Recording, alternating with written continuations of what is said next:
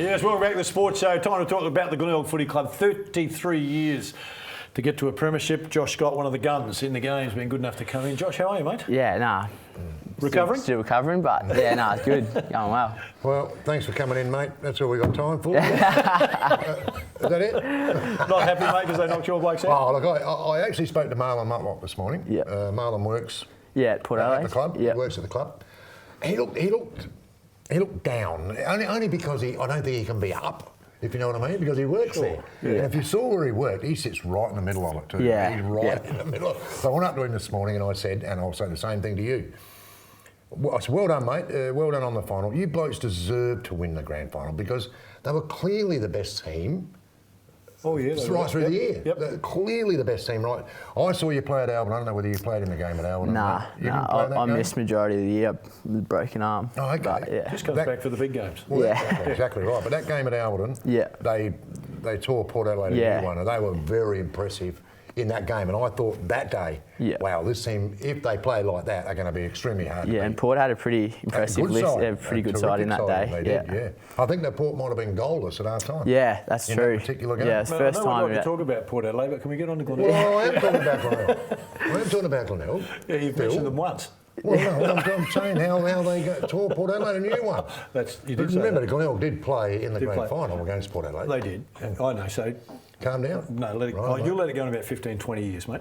Hey, you said to break your arm, Josh. There's a time during the season where you go, do you reckon we're a chance? I reckon we're a chance to get into the grand final, or deep in the finals. Did you feel that coming when you're out with the broken arm? Yeah, so personally, when I re-broke it the second time for the season, like my second game back, and they said the recovery date was the earliest I could get back was the grand final, and I was obviously... Yeah. You're missing all that time. I thought, well, they're not going to get me back in just for the granny. So I had a chat with Stoney and that, Mark Stone. He said, you can either have a big crack at it and hope we get back and your arm heals earlier if you think we're going to go the full way, or you can wait out next season and get it all sorted. And watching the boys play and see how much they improved, I was never going to miss out on that. So did everything I could, and they took care of the rest throughout the season. Got there in the end. So how many games did you play for the year, mate? I only played 9 or 10. Wow. Yeah, so I played the first 3 and then broke it in the third game and then missed 10 and then played 3 more and broke it again. And then doing what? Just flying for a mark and got my legs taken out, and one of the South Adelaide players landed flush and it was a clean snap. Yeah.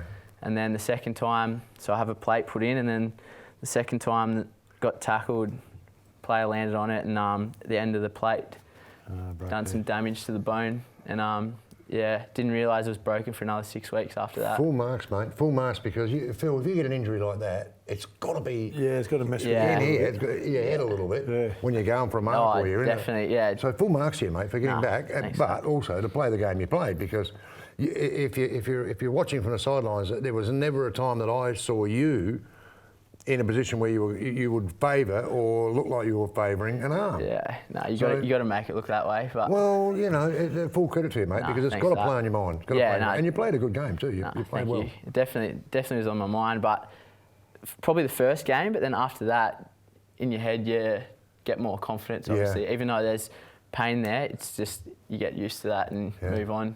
Get used to the celebration. I'm definitely getting used to those. Josh, take us through the week leading up to the grand final. You know how we hear lots of clubs, be it AFL, SANFL, whatever, we'll try and keep the week normal. Let's keep it normal. But you're suddenly talking about 33 years. You can't escape it. It's in the paper. What was it like that week? It was honestly pretty normal up until Thursday, and then we usually have about 10 supporters at train and watching our game, and then watching us train. And then on the Thursday night, we had, it would have been 2,000-3,000 there watching us train. Like the feeling was like you're playing a game at that moment. So that's sort of when it kicked in, like what we were on the verge of achieving. And then obviously the grand final parade, that was good fun. But then it wasn't until you actually ran out and there was 39,000 people there. And like, Jesus. Biggest crowd you play under? Oh, yeah. I was lucky enough to play in the state game a couple of years ago before the showdown. I think it was about the same at the last quarter. But yeah, this was a totally different atmosphere. Yeah. You know, once you get a taste for it, you want to taste it again. Exactly, Mate. So, exactly. The boys will celebrate pretty hard for a while. But there's been some talk about Stoney going maybe or staying, and that still would play out. But when will you guys start again? So I think we'll sort of start mid-November. So we have our exit meetings, end of season meetings this week, and gives us a fair idea. So a couple of us have to go in for some surgeries and a bit of a delayed start, but I think middle of November we'll look to kick off again. What's your career, mate? Take us back to Melbourne. You're from Melbourne? Yeah, Lakes Entrance, so 4 hours from Melbourne towards Sydney. Okay. Yeah. So where did you play in Melbourne? Where? So I played for Gippsland Power in the TAC Cup. Yeah. That's Nick Stevens was my coach back there, and that's how it got to Glenelg. Yeah. Missed out in the draft, and then Nick offered me a contract at Glenelg and wanted a fresh start. So. Yeah. How old are you, mate? 25. Okay. Gee, that's right in your prime. Yeah, hopefully. That's all that is, mate. There's no doubt. Do you reckon the Bays will lose a few to the draft? I think so, to the draft. Obviously, Luke Partington, the year he's had, deserves another crack at AFL. Yep. So hopefully for his sake, he gets another look.